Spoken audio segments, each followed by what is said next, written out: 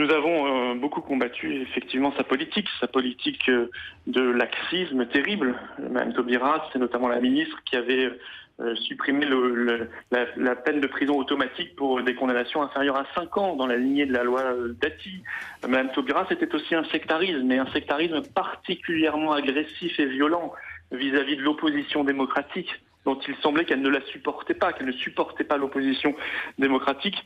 Et Mme Taubira, c'était enfin un engagement de jeunesse jamais démenti pour l'indépendantisme, c'est-à-dire pour briser la République et son unité. Et cela aussi, ça n'était pas acceptable. Donc enfin, elle démissionne. Elle ne pouvait pas faire autrement après son refus de la déchéance de nationalité, mais c'est objectivement une bonne nouvelle pour la France. Et il faut maintenant que le gouvernement en profite pour changer radicalement de politique pénale. Et ce changement, il peut venir selon vous avec Jean-Jacques Urvoas qui la remplace au ministère ?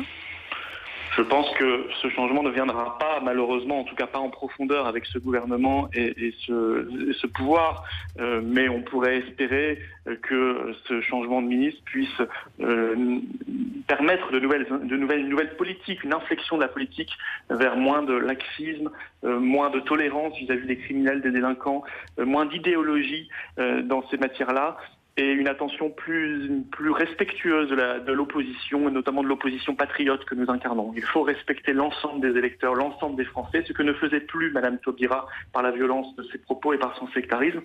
Alors, rien n'est réglé, mais au moins, nous avons obtenu la démission de la pire ministre de la Justice qui ait connu la Ve République. C'est déjà pas mal.